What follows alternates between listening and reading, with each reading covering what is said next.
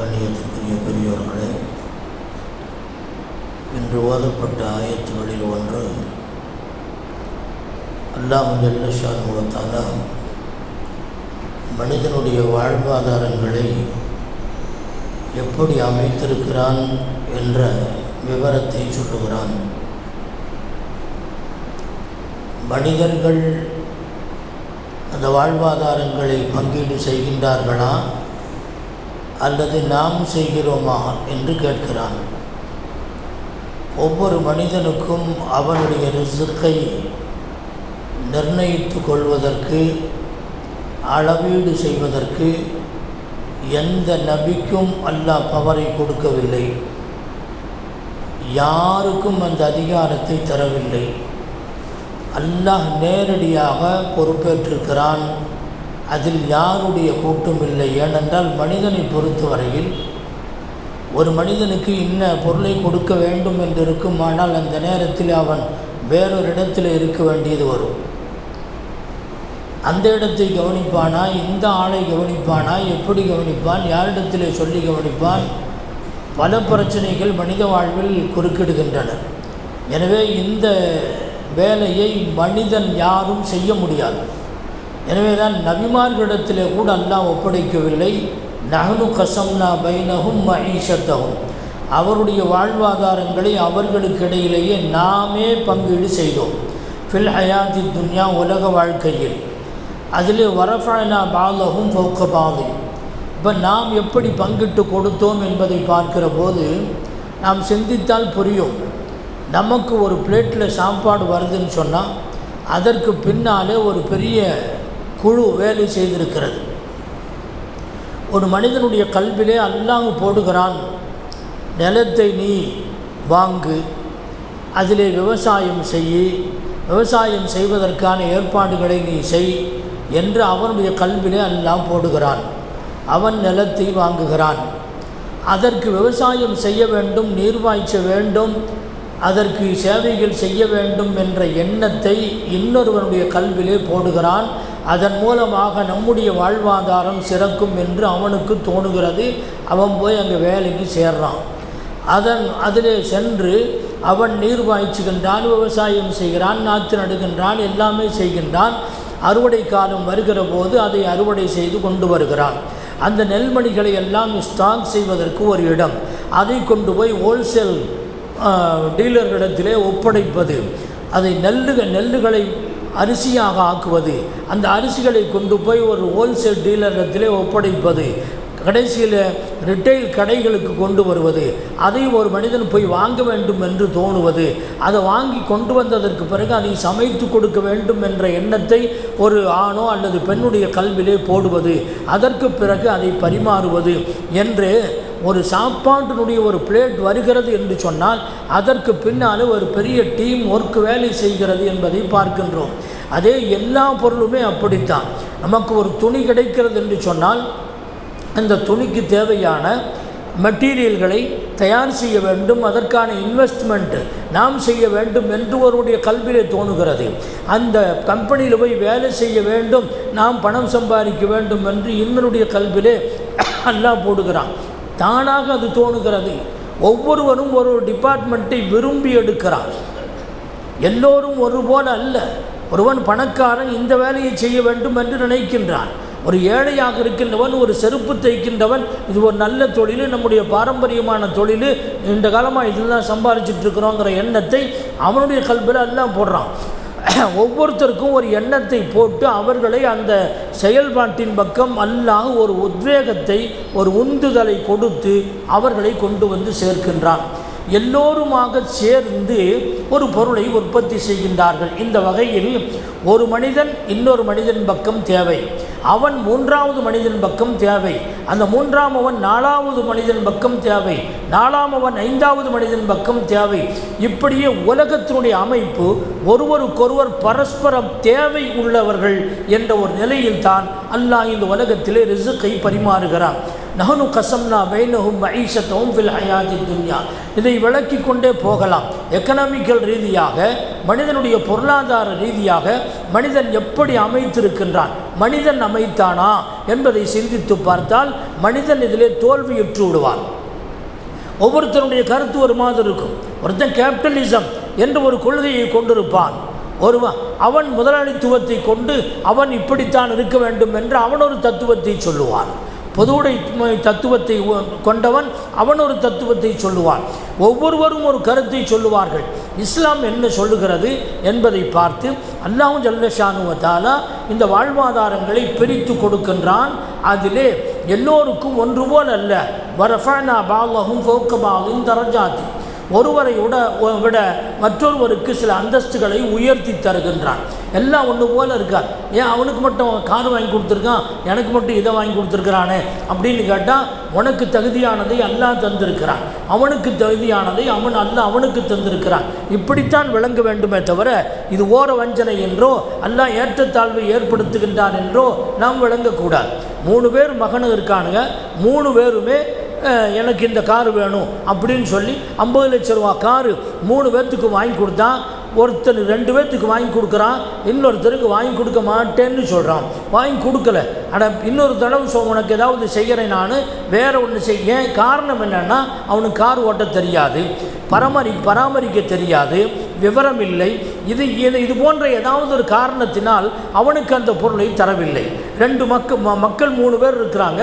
ஒருத்தன் நல்ல ஆரோக்கியத்தில் இருக்கிறான், அவனுக்கு பிரியாணி கொடுக்கலாம். ஒருத்தனுக்கு வயிற்று போகா இருக்குது, அவனுக்கு பிரெட்டு கொடுக்க வேண்டியது இருக்குது, அல்லது அது மாதிரி வேறு ஏதாவது கொடுக்க வேண்டியது இருக்குது. அவனுக்கு மட்டும் பிரியாணி, இவனுக்கு மட்டும் கஞ்சியும் பிரெட்டும் கொடுக்குறையே என்று கேட்டால், இவனுக்கு தோதுவானது இவனுக்கு கொடுக்க வேண்டும், அவனுக்கு தோதுவானதை அவனுக்கு கொடுக்க வேண்டும். இப்படி அல்லாஹ் இருக்கிறானே ஒவ்வொன்றையுமே நிர்ணயித்திருக்கின்றான். யாருக்கு கொடுக்க வேண்டும், எப்பொழுது கொடுக்க வேண்டும், எப்படி கொடுக்க வேண்டும், எந்த அளவு கொடுக்க வேண்டும் என்ற நிர்ணயத்தை அல்லாஹ் தன்னுடைய கையில் வைத்திருப்பதை தான் இந்த ஆயத்து தெளிவுபடுத்துகிறது. வரஃபஅனா பஅதஹும் ஃபௌக பஅதின் தரஜாத் லியத்தகித பஅதுஹும் பஅதன் சுக்ரியா. அதில் ஒருவர் மற்றவருக்கு சேவகராக ஆக வேண்டும் என்பதற்காக வேண்டி, ஒரு பொருள் தயாராகுவதற்கு இவன் அதற்கு சேவனம் செய்கின்றான், அவன் இதற்கு சேவை செய்கின்றான். ஒவ்வொருத்தருக்கும் ஒருத்தன் தேவைப்படுறான், அவன் சேவை செய்கின்றான். எல்லாருமே சேர்ந்து ஒரு பொருளை உற்பத்தி செய்கின்றோம். எல்லாவற்றிற்கும் மேலாக நீங்கள் என்னதான் காசு பணங்களை சம்பாதித்தாலும் அதை விட உச்சகட்டத்திலே ஒன்றை சொல்ல வேண்டும் என்று சொன்னால், வர்ரஹ்மத்து ரப்பிக கைருன் மிம்மா யஜ்மஊன். நீங்கள் சேகரித்து வைக்கின்ற எல்லா சொத்துக்களை விடவும் அல்லாஹ்வுடைய கருணை, அவனுடைய ரஹ்மத் இருக்கிறதே, அதை விட சிறந்தது உலகத்தில் வேறு எதுவுமே இல்லை. எனவே எந்த ரிஸ்கை நீங்கள் சேர்த்தாலும் அல்லாஹ்வுடைய ரஹ்மத்துடையதாக ஆக வேண்டும். காரூனுக்கும் ஃபிரௌனுக்கும் அல்லாஹ் பொருளை கொடுக்கத்தான் செய்தான். அல்லாஹ்வுடைய ரஹ்மத் அதிலே இல்லை.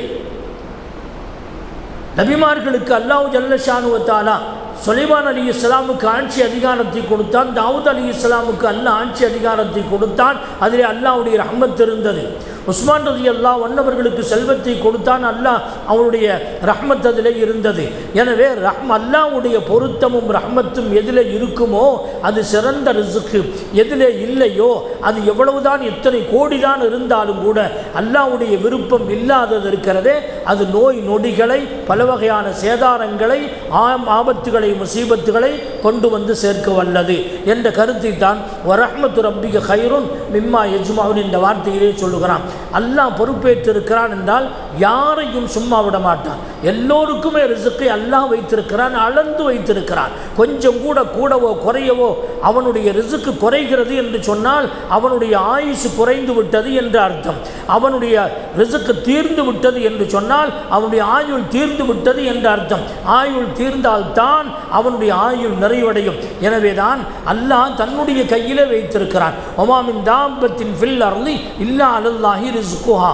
உலகத்தில் நடமாடுகின்ற ஊர்வன பரப்பன அனைத்துக்குமே அல்லாஹ் ரிஸ்கை பொறுப்பேற்றிருக்கிறான் என்று அல்லாஹ்வே சொல்லுகிறான். அலல்லாஹி, அல்லாஹ்வின் மீது கடமையாக தன் மீது தானே கடமையாக்கி இருக்கிறான். யஅலமு முஸ்தகர்ரஹா வ முஸ்தௌதாஹா. இது வேற யாருக்குமே முடியாது. இவனுடைய ரிசுக்கு எந்த இடத்துல பதுங்கி இருக்குது, எந்த மூளையில் இருக்குது, எங்கே சேகரித்து வைக்கப்பட்டிருக்குது, இதெல்லாம் அல்லாஹ்வுக்கு மட்டும்தான் தெரியும், மனுஷன் தெரிஞ்சு கொள்ள முடியாது. சில பேருக்கு அல்லாஹ் உடனடியாக ரிசுக்கை கொடுப்பான், சில பேருக்கு தாமதமாக கொடுப்பான், சில பேருக்கு அதுக்கு பகரமாக வேறொன்றை கொடுத்து விடுவான். ஆனால் ரிசுக்கு அல்லாஹ்வுடைய கையில் இருக்கிறது. அபூ முஸல் அஷ்அரி ரலியல்லாஹு அன்ஹு அவர்களும் அவருடைய குடும்பத்தைச் சேர்ந்த அஷ்அரியாக்களும் சில பேர் ஹபஷாவிலிருந்து ஹிஜ்ரத்து போய்விட்டு மதீனாவுக்கு திரும்பி கொண்டிருக்கிறார்கள். வருகின்ற வழியிலே அவர்களுடைய கையில் இருந்த உணவுப் பொருள்களெல்லாம் தீர்ந்து போய்விட்டன. பசியும் பட்டினியோடு வருகிறார்கள். மதீனாவுக்கு உள்ளே என்டர் ஆகிட்டாங்க. மதீனாவுக்குள்ளே வரும்போது கடுமையான பசி தாங்க முடியவில்லை. இன்னும் கொஞ்சம் தூரம் நடந்தாக வேண்டும். எனவே ஒரு ஆளை அனுப்பி நாயகம் ஸல்லல்லாஹு அலைஹி வஸல்லம் அவர்களுக்கு பக்கத்தில் நெருங்கிவிட்டோம். மதீனாவுக்கு சென்று நபி அவரிடத்தில் சொல்லுங்கள், இங்கே படை எல்லாமே இத்தனை பேருமே பசியோட பட்டினியோடு இருக்கிறாங்க, ஏதாவது சாப்பிட்டு தான் நாங்கள் கிளம்ப முடியும், ஏதாவது ஆகாரம் வேணும் அப்படின்னு நீங்கள் போய் நாங்கள் சொன்னதாக கேளுங்க, அபூ முஸல் அஷ்அரி அனுப்பினதாக சொல்லுங்கள். அந்த கூட்டத்துக்கு அவங்க தான் தலைவராக இருந்தாங்க. அவங்க அனுப்புனாங்க. போனார். நபி ஸல்லல்லாஹு அலைஹி வஸல்லம் அவருடைய வீட்டை தட்டுவதற்கு முன்னாலே ஒரு ஆயத்தினுடைய சப்தம் கேட்கிறது.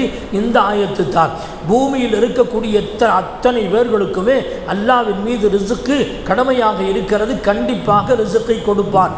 இந்த வார்த்தை நாயகம் ஸல்லல்லாஹு அலைஹி வஸல்லம் அவர்கள் ஓதிக்கொண்டிருக்க காதில் விழுந்த உடனே கதவை தட்ட வேண்டாம், இந்த ரிசுக்கு உள்ளவர்களிலே நாமும் தானே இருக்கின்றோம், இந்த அஷ்அரியன்களுக்கும் அந்த ரிசுக்கு கிடைக்கத்தானே போகிறது என்று சொல்லிவிட்டு அவர் திரும்பி வந்து விட்டார்.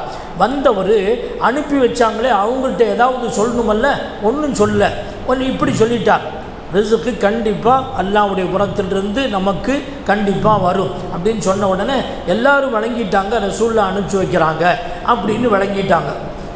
கொஞ்சம் நேரம் கழித்து அருமையான ரொட்டியும் இறைச்சி குருமாவும் வந்தது. கமகமகமென்று மனம், நல்ல டேஸ்ட்ஃபுல்லாக இருந்துச்சு. எல்லாம் வயிறு நிறைய சாப்பிட்டாங்க.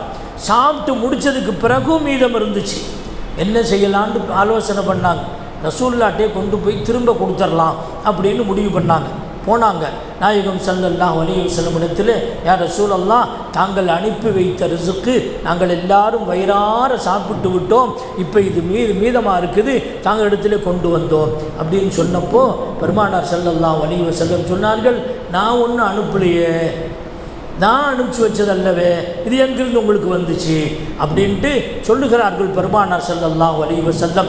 பரிசுத்தமான அல்லாஹ்வுடைய புறத்திலிருந்து கைபியான முறையிலே, மானசீகமான முறையிலே அல்லாஹ் உங்களுக்கு ரிசுக்கை வழங்கி இருக்கின்றான் என்று, அந்த உணவை பரக்கத்தான உணவு என்று பாராட்டி சொன்னார்கள். அல்லாஹ் உங்களுக்கு நேரடியாக ரிசுக்கை வழங்கி இருக்கிறான் என்று சொல்லிவிட்டு இந்த ஆயத்தையும் ஓதினார்கள். அல்லாஹ் யாருடைய ரிசுக்காக இருந்தாலும் அவனுடைய பொறுப்பில் இருக்கிறது, பயப்பட வேண்டியதில்லை.